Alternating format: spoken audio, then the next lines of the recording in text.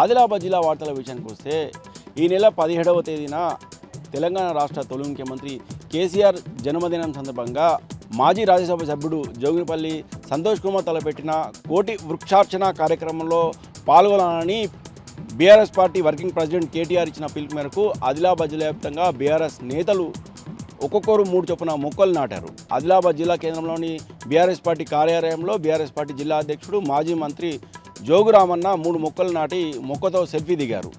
అలాగే బోత్ నియోజకవర్గంలోని నేరడుగొండలో తన ఇంటిలో బోత్ ఎమ్మెల్యే అనిల్ జాదవ్ మొక్కలు నాటి మొక్కతో సెల్ఫీ దిగారు.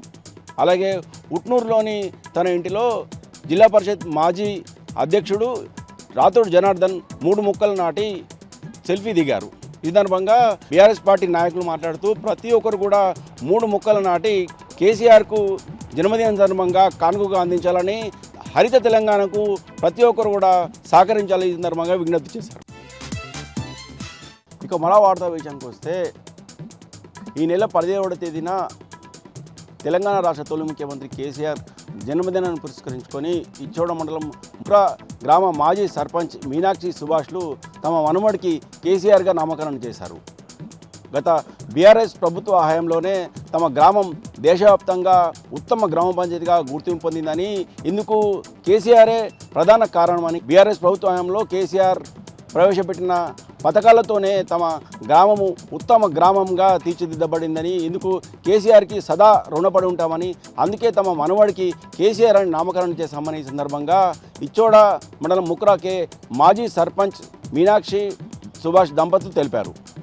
ఈ సందర్భంగా వారు మాట్లాడుతూ కేసీఆర్ తలపెట్టిన పథకాలన్నీ కూడా తమ గ్రామంలో ప్రతి ఒక్క కుటుంబానికి అందాయని, అందుకే తమ గ్రామము అన్ని రకాలుగా అభివృద్ధి సాధించిందని ఈ సందర్భంగా వారు పేర్కొన్నారు.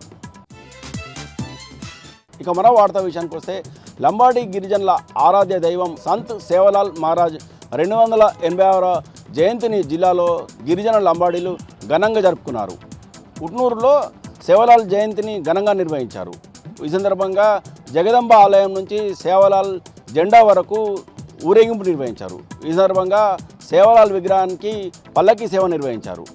ఈ కార్యక్రమంలో జెడ్పీ మాజీ చైర్మన్ రాథోడ్ జనార్దన్ పాల్గొన్నాడు. ఈ సందర్భంగా రాథోడ్ జనార్దన్ మాట్లాడుతూ ప్రతి ఒక్కరు కూడా సేవలాల్ అడుగుజాడలు నడవాలని పిలుపునిచ్చారు.